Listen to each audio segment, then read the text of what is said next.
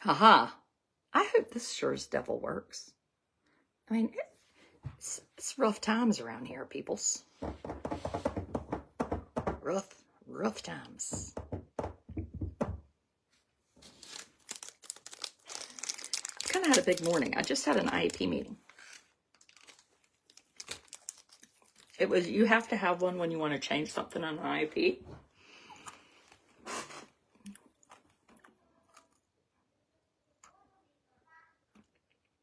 My teeth.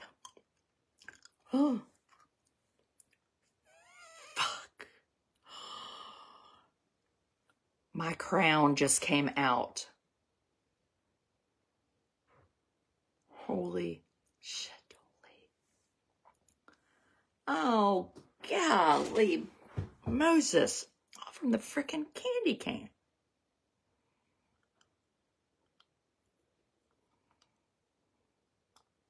Ah! Do you think I can put it back in?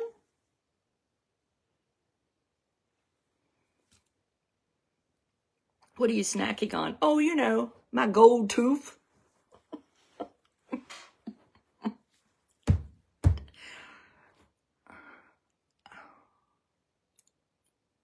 I just went to the dentist yesterday. This is my life in a nutshell. I was like thinking, that candy cane got so hard. My gold tooth. My poor tooth.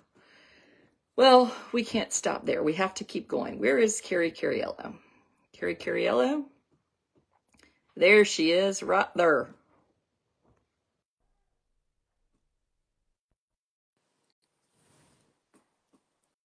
Uh-huh. What is that? Hey, that worked.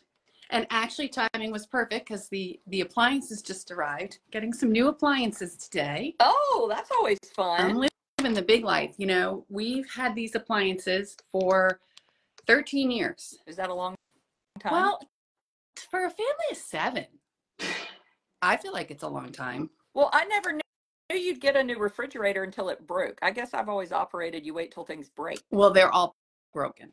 I have a 5-burner stove. 1 burner turns on. We have a wall. Gas? It's gas. So is that not something you can fix? That's exactly how ours is. Only 2 work, but I just thought I needed to get somebody to come fix it. We couldn't get it fixed. Now, sometimes this is so dangerous. The kids will use a match. A lighter. That's what we do. Kids cook. And then our wall oven, you can't put above 400 or the whole thing shuts down.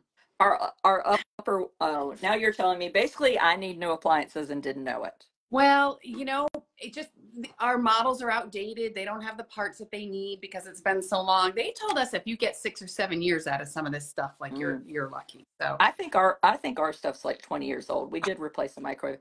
Well, as I was waiting for you, I was eating my candy cane and look what came out. Oh, you gave me the chills. What part of your mouth is that from? It's my gold tooth in the back. My golden crown. I'll have to tell Joe. Does it hurt? No, it just came out. Oh my God. And I just went to the dentist yesterday because, you know, Carrie knows I've been sick. Well, yeah. I felt terrible yesterday. I went to the doctor. He was like, tested for strep, all sorts of stuff. We can't find anything wrong. I went to the dentist. I was like, is it my tooth? My neck has been killing me. Ooh. Now, today it's better, but by the end of the day, I mean, I was like crying. It hurt so much. Oh. So I went to the dentist, and now I've lost my tooth. Now you have to go back. And you know, when you go to the dentist, I mean, it's like going to the Ritz-Carlton. Not cheap. Well, people need appliances. Yeah. Some people dentists need, you know, a stove. 7 people's appliances. I thought this was a sign that I don't need to cook anymore, but nobody seems to believe that. You were chewing hard on the candy cane. I know. Tell us about today. I've put the link up. This is a very exciting day. Is it exciting? Do you feel like let down, or do you feel nervousness? What do you feel? I have like a bunch of things. First of all, some people are messaging me that it's delayed, so they're not getting it. Listen, they're telling me too. Like I have some at Amazon. Yeah, I know. So I feel anxious about that, but as you know, that gets completely out of my control. I feel a few things. So we're up to 9,000 copies sold in pre-sale, which has so exceeded any of my expectations. So Joe's like, are you just happy? Like, wow, you reached this level. But in some ways it incites a little more anxiety because it's like, well, can I make it something even bigger? Uh-huh. How And many then of the other book did you sell? Oh, maybe 4,000 over 10 years. Over 10 years. And that's your last book. What color is Monday?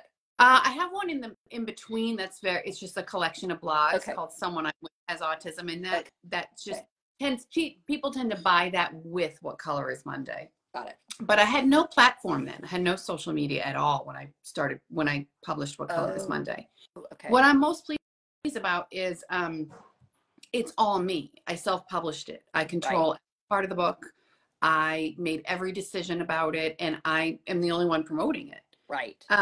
Then and my dear friends are promoting it. No, truly. I mean, without you and Kate, you're probably responsible for all the sales. Honestly, we're getting a cut. You'll get your free mug. Yeah.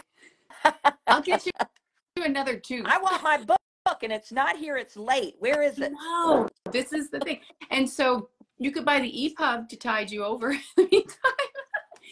And so I also have a little bit of anxiety that 9,000 copies sold. I do have some people that read an advanced copy, so I've had a little bit of feedback, but what if 9,000 people don't like it? Oh, it's good. It's good. I know. It's good.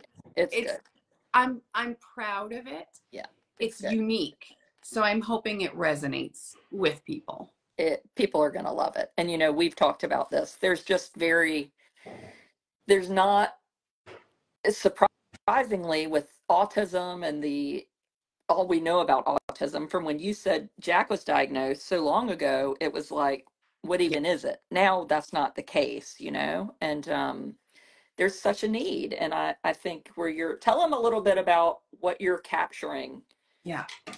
Let me show the book. So Adrienne and Kate did help me choose the cover, right? And it is beautiful. It's a picture of Jack. Such a good picture. Jack walking about 10 years ago in Italy. We took the kids, and he's in his grandmother's hometown. So how old was he in this picture? He's probably 9 here. You took Jack to Italy. I cannot imagine taking Joe anywhere. Joe did that whole trip. I didn't even know what time we were leaving. The long flight. Well, it's overnight, so Jack takes medication that helps him sleep. Oh yeah, we do too. That's a thought. I hadn't thought about that. But for us, I was grateful. I know a lot. I'm going on, by the way, the autism dietitians page later on Instagram. Food. I know a lot of people worry about travel with food. Jack had a decent palate. Like, I knew we could go to Italy. He could eat pasta. He would eat pizza. Right. Italy is safe, not India. Exactly. It's very family friendly, Italy. The issue we ran into is they are very affectionate, even strangers. They are hugging you, and that's not in Jack's bandwidth. That could set him off pretty quickly. We didn't know how he would do with the jet lag. Oh. But he's kind of like Amos, I think. They like to explore. Jack likes to see new places. Yes, he would. But the waiting in the line to get in or being quiet in the Sistine Chapel. Yes. And tours, and my kids, they at that age, so they were 10, 9, 8, 6, and 5. They didn't tour. We didn't do a lot of tours. You weren't doing that anyway.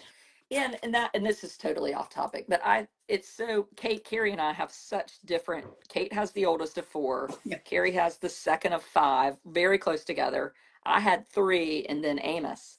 So whenever I'm thinking about taking Amos, let's say I was going to take Amos to Italy, I've got these 3 teenagers who that are just different from a 10-year-old anyway. Yeah. And a typical 10-year-old could kind of hang on with us and do okay. But I could see if Amos had 3 younger siblings and 1 older one, he could fit in a lot better.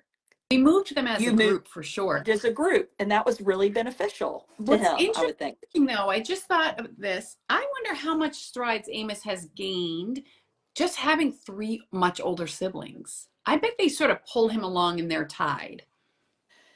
I think they do. Yeah, I don't know. I don't know. They do make the extra effort to do things with him that I think a younger sibling it wouldn't even be on there. He'd probably get, if the younger siblings are playing trains, they probably wouldn't be asking him to play. Yeah. It'd be like, well, forget him. Younger children are very like, it's survival of the fittest. Like, we're doing this, jump in, goodbye, we're gone. Not in a mean way. It's just how they operate. My youngest, Jack, always had the biggest rub together. My youngest Henry. They, out of all my kids, they were the ones that were going to have the conflict. And I think from an early age, Henry policed Jack's behavior. If we were out somewhere, oh, he's jumping. Oh, he's walking off that way. And the others didn't, they knew enough to sort of, when we go out, even now, Jack is always in their peripheral. What's he doing? Hey, buddy, come on over here. Okay, we're going to go in the door this way. But they knew to be gentle about it. Henry doesn't know how to be gentle really in any aspect of his life. So Jack didn't like to be managed. He doesn't like to be managed. So, but yeah, we had the first time we flew last week on the way back from Florida, and Amos, I've got to get that TSA cares thing right. Anyway, there was a long line. I'm always relying on like the kindness of strangers, which is not reliable. Sometimes it's quick, and it just makes such a difference. 5 minutes is 10 hours. Oh yeah. And it took too long, and he didn't have a meltdown, but he was on the floor, doing whatever. And my oldest, who's 17, was like downright embarrassed and was like, I have forgotten that it's like this, because he's off at school. I can't do this. I don't want to do this. And I let him have it's never good in the moment to like start having this conversation. I just let him have his space. He sat away from us in the airport. I mean, he was done, and I still have not circled back with him. But I did a little bit in the car, but we got to talk about it, but anyway, it's just so interesting that was new, and he's always Amos's biggest champion, but I try to say, you feel the feelings. I felt the same way sometimes. Yeah. I mean, we don't choose our feelings. They come to us faster than language. I just did a reel about that. They travel to our nervous system faster than words. So when we say I'm angry, we're actually observing it. We're observing that it's already traveled to our regulatory system.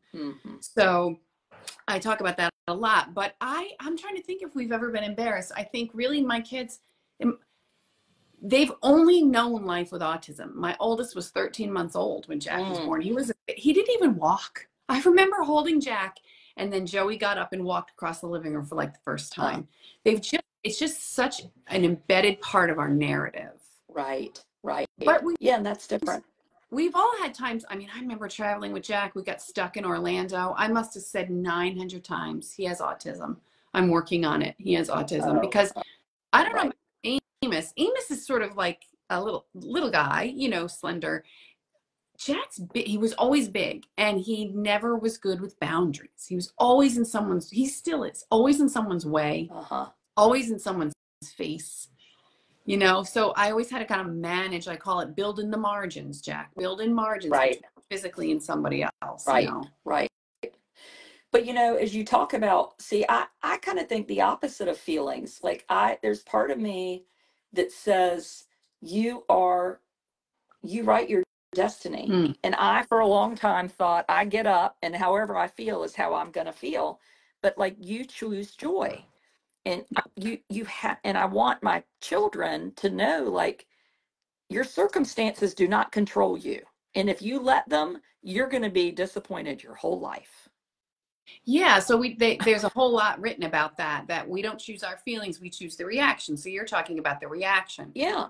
In the middle of it, in our house, we call the choice bubble. So you get your feeling, and then before you proceed to react, you want your choice bubble to be big. We use visuals, right? Not a golf ball. You want a cantaloupe or a basketball. Right. You fill it with things, right? So, and a grown-up could do this too. You fill it with meditation. You don't fill it with your dog. You fill it with, I'm going to get a glass of water. I'm going to choose my own internal state, like. Right. I think it can be tough. Let me go here. We'll take a walk. Why don't we take a walk and get Wolfie? Get Wolfie. I'm surprised it's not my dog. Normally it's us. Let's see how I'll turn him around. So now the delivery men are trying to get him to be quiet. Hey, shh, shh, shh. Isn't it fun, guys? Hey, say hi. There's our new stove coming in. Oh, look at there. Wow. Nice. Now I'm going to be expected to cook. Yeah, now you got to go to the grocery store. Gosh. All right, I'm putting him outside. So what were we saying? Oh, that's, yeah, because I sometimes think it can be, I'm just chasing this dog now. It can be a mistake. It's sort of like toxic positivity, right? Mm-hmm. When you say you don't choose you choose how you feel, but I really don't. And I feel angry. And now I feel bad that I'm angry, or be grateful. Well, I don't like to be told what to do, basically. I don't like to be told what to feel. Right. So, I take a lot of yoga. And when they start in with like, feel grateful, I immediately feel angry. Right. Because I'm not. Well, I had a tendency in my earlier years to be a little bit moody, and I chose to marry someone who is very not moody. And I think it really helped me realize, whenever I talk to Thomas, he is excited to talk to me. He's like, hey, he sounds like, and that, I don't know if he does it on purpose, but it's made me aware that I want to be like that. Yes. Isn't that, he has a great energy, your husband. Well, but yes, for the most part, yes, but it's just interesting. So your book is going to, what is it going to tell somebody? Okay. It's a series of letters written to everybody in my universe. And I think it's going to tell people, young families, that things really are okay. It's going to tell people that growth is disruptive, that, there's a lot of work when it comes to living alongside autism, and that it's fruitful in the end.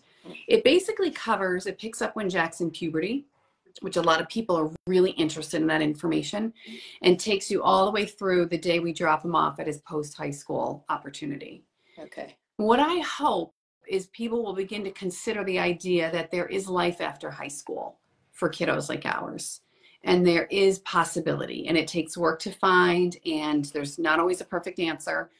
And I think people will sort of delight in his journey. I have people that have been following since he was 8. And which is so special to me, our community. And I think they'll really enjoy seeing all the ways in which he blossoms. It's called Half My Sky. I thought it was really going to be a book only about autism, and it blossomed into something bigger. I say it's like a wildflower kind of creeping through the pavement cracks, because at the heart of it is marriage. Weaving in through every letter is a piece about Joe and I, and how our most jagged moments, so to speak. And so, because I didn't marry somebody who's always happy. Does Thomas have a temper at all? It is very rare. Like maybe I've seen him mad 3 times in 25 years.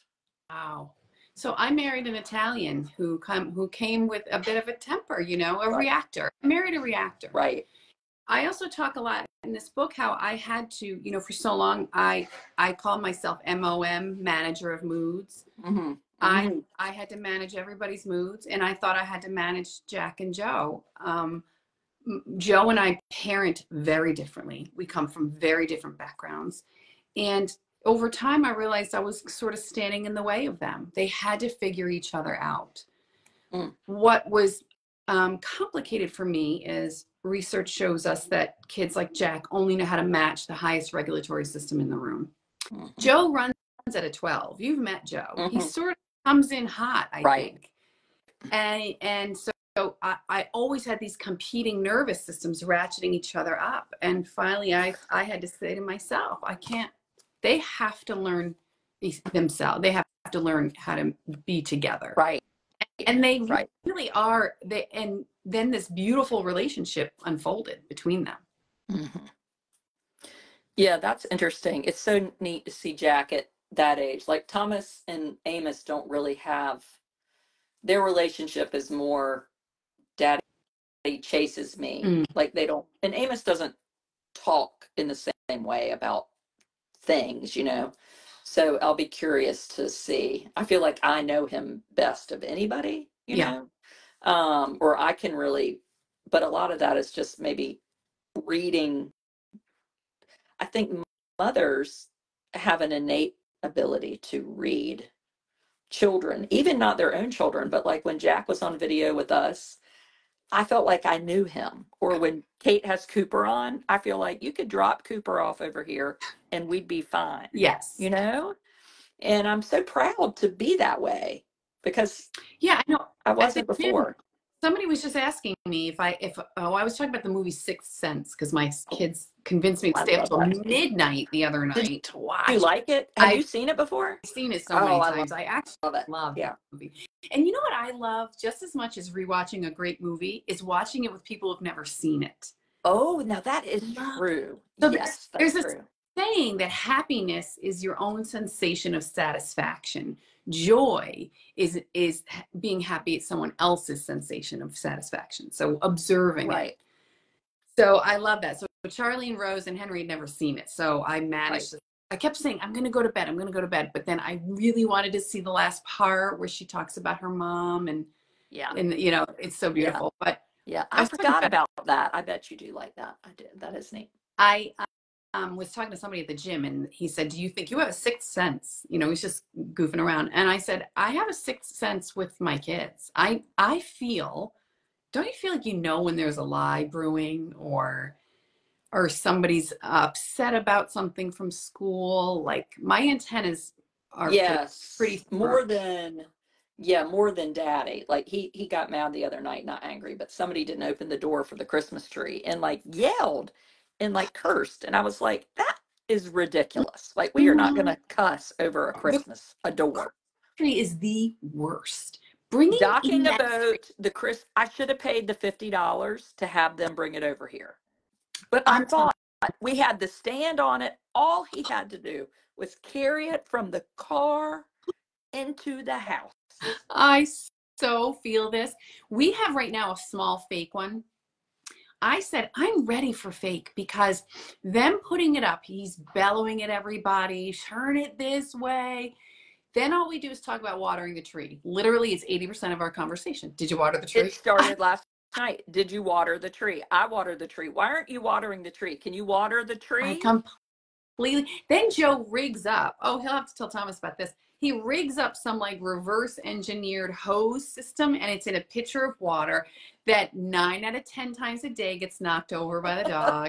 It's not worth it to me. I want a tree, but I'm not that invested in real anymore. And then I want to roll it away at the end of the season. Well, we have that one downstairs. I have the real one. Last night, after that great big fuss over getting it in here, I then just moved it over here. It's not a very big tree because evidently the whole world gets their trees 100 years old. I like that tree skirt. Oh, that's beautiful. Yeah, see, it's good. Yes. But, it's a problem. I get it. That has got to be a guy thing. That, and oh my God, I almost died one time. Joe, we were in Spain. Joe had to watch another man pack our luggage into the trunk of the car. I thought his skin was going to come off. I thought his skin was going to come right off his body. Like the discomfort of not being able to like Jenga those suitcases in there himself. Yeah. So weirdest thing. That is funny. Well, some people are commenting they have read your book, heard your book already on audiobooks. Oh, well, What Color is Monday is on audio. Well, not audio. No, they've read your new book in whatever. Oh, Kindle or EPUB? Kindle, yes. Well, that's very flattering. I'd love to hear feedback. And where can they write reviews? Because that's a big thing with the books, isn't it? On Amazon, should they write a review? Yes. Reviews really help move authors up in the algorithm. You can do it really anywhere you leave reviews. Amazon is particularly helpful because that you get rating systems. It can be kind of maddening because for 10 minutes you could be like #1 in motherhood and then you're like off the radar altogether. So well, we can make them #1. Everybody go and write your review. Oh, I really appreciate that. Yeah. So Half My Sky. This is the glossy version, but I really hope people see a piece of themselves inside of our story. And learn something too. Amazon still says I'll receive your book by 10 p.m. tonight. Well, hopefully that will be the case for everybody, Lisa. I really hope so. I don't know what that is to let you know. I did it self-published, so I don't have it's just me. But I don't have any influence over Amazon, sadly. Well, Yeah, that's like me and Zuck. You and And I guess I'll go and oh yeah, go handle this fix that. tooth. How? They'll just like plug it back in. Oh, you poor thing. No more candy canes. I know, and I really had stuck it back there good, and then went, and it just. Do you like candy canes? That's so funny. Oh gosh, no, I could never eat one of those. What? Why? I don't really love candy. What? Isn't that funny? I don't love candy. Like, oh, I might eat a little piece at Halloween. Oh my God, don't put that back there. You'll have no teeth left. I got this last year. I'm saving it. It'll come out with all your teeth stuck to it in a row. like your mouth. Oh, well, go fix your tooth. But I like teeth. We're back here on Sunday night. Sunday night. Yes, we are on my page. I love Very exciting. I do too. So we won't have to StreamYard. I hate StreamYard. I do too. No, we're going to just do it this way. I think it's back to good. It seems like it. Yeah. Well, thank you. Thank you. Half My Sky, Autism, Marriage, and the Messiness That is Building a Family. I hope you'll check it out. You've done it well. Thank you. Have a great weekend. I'll see you Sunday. Bye. Okay. Bye.